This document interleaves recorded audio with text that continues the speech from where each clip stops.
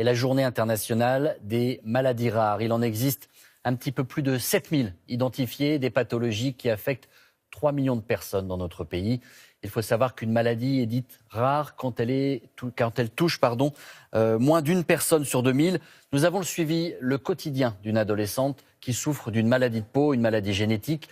Comment apprendre à faire face au regard des autres quand on est atteint par une telle pathologie? C'est un reportage de Marie-Pierre Samitier et de Soigny Thiebaud.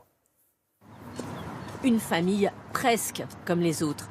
Parce qu'à 14 ans, Janicia Méreux a une maladie génétique, l'ichthyose. Sa peau est couverte de cloques et de croûtes et des odeurs s'en dégagent. Tout cela provoque souvent des réactions quand elle arrive quelque part.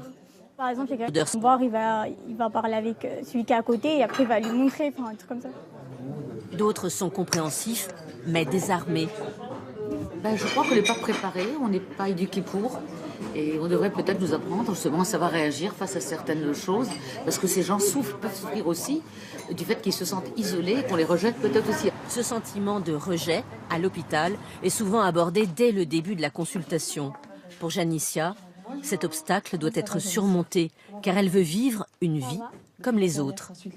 Comment vas-tu? Je déteste le fait qu'on me protège de trop. Enfin, je veux dire qu'on pense que je suis un truc qui va se casser alors que pas du tout. Elle est devenue très forte en grandissant avec la maladie qui fait souffrir aussi les parents.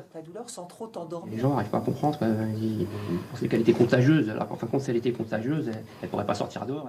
C'est ça. Au collège, elle refuse toute assistance, même s'il est difficile de tenir un stylo. Dans cette maladie, rien de contagieux. Tout est dû à une anomalie d'une protéine dans la peau. Ça te fait pas mal? Non? Est-ce que ça te gratte? Oui. Il y a un épaississement des couches superficielles de la peau qui est très très épaissi comme vous le voyez là. Et on a également une sorte de fragilité de la peau qui donc à la fois s'épaissit mais facilement peut donner des cloques, des bulles, ce dont parle Janicia en parlant des cloques aux pieds. La dermatologie est la spécialité qui compte le plus de maladies rares. On en dénombre 500 avec des formes très différentes. Il n'y a pas de traitement curatif. Les soins consistent à soulager avec l'ergothérapie, car c'est une maladie qui fait souffrir.